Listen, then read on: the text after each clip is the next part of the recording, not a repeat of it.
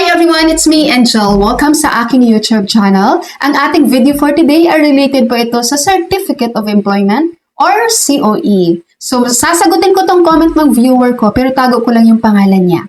Sabi niya, ma'am, ask ko lang po, pwede ba ako makahingi ng COE kahit dismissal yung violation ko po? The answer is yes.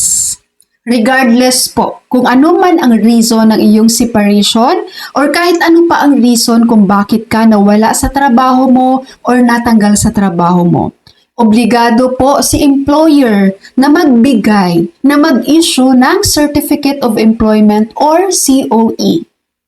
Tandaan mo po, hindi po pwedeng i-hold ni employer ang iyong COE, cleared or uncleared ka man sa clearance mo. Or kahit dismissal pa ang naging violation mo. Kapag ayaw kang bigyan ng COE ni employer, they are breaking the law. Magkakaroon po sila, haharap po sila sa complaints and penalties. Ang DOLE Labor Advisory No. 6 Series of 2020, nakasaad po doon na ang pag-release po ng COE, ng Certificate of Employment, ay within 3 days lang po from the date na nag-request po si employee. Alam kong maraming company dito sa Pilipinas, guys, na hindi nagre-release ng COE, hindi nagbibigay ng COE hanggat hindi nakikleared ang clearance ng employee. Yung iba naman sinasabay sa last pay. Hindi po ganun, guys. Pwede po kayong madole, no? Mga employer dyan na ganun yung process.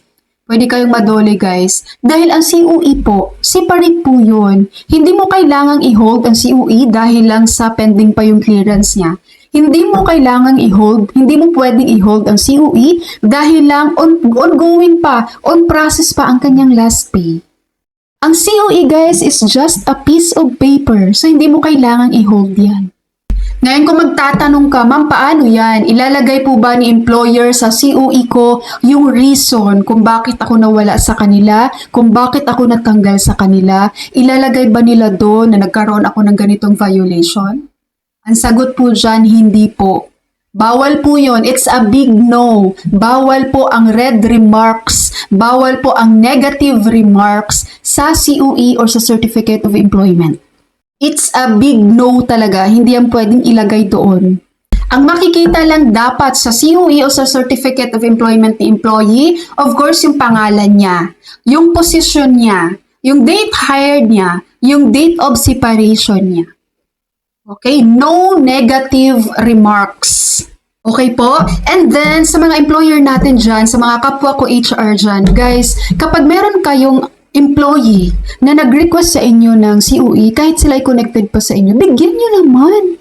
Diyos ko, ang dami kong nare-receive dito ng mga comments na ayaw magbigay ng HR nila dahil hindi pa daw sila resign. No! Guys, kahit po active pa yung employee nyo, pag nanghingi yan ng COE, bigyan nyo ng COE. Ano ba? It's just a piece of paper. Ganun na ba kayo katakot para bigyan ng COE yung employee na yun? Maraming mga employees pa na active, no, na hindi pa mga resign pero nagre-request yan sila ng COE. Tapos yung reason for motorcycle loan, for cash loan sa bank. Di ba maraming mga ganun eh. Yung iba naman gagamitin nila doon sa pag-apply ng nakaplan na cellphone, yung Andy pantawag sa Sun, sa Globe, di ba merong ganon? So yun, ilalagay nyo rin naman ang reason doon. For what purposes? Okay, so yun po. Sana may natutunan kayo sa ating Certificate of Employment or COE issuance. Bago ko po i-end ang video na ito, guys, sa mga naghahanap po dyan ng whitening lotion, i-recommend ko po sa inyo si RDL Papaya Whitening plus Vitamin E at ang ating Alada Whitening Soap. Ang link ng products na to ay ilalagay ko po sa description ng video para doon nyo po i-click at makabili kayo ng legit po na products. Okay? That's all for my video for today. Thank you so much for watching, everyone. God bless you all.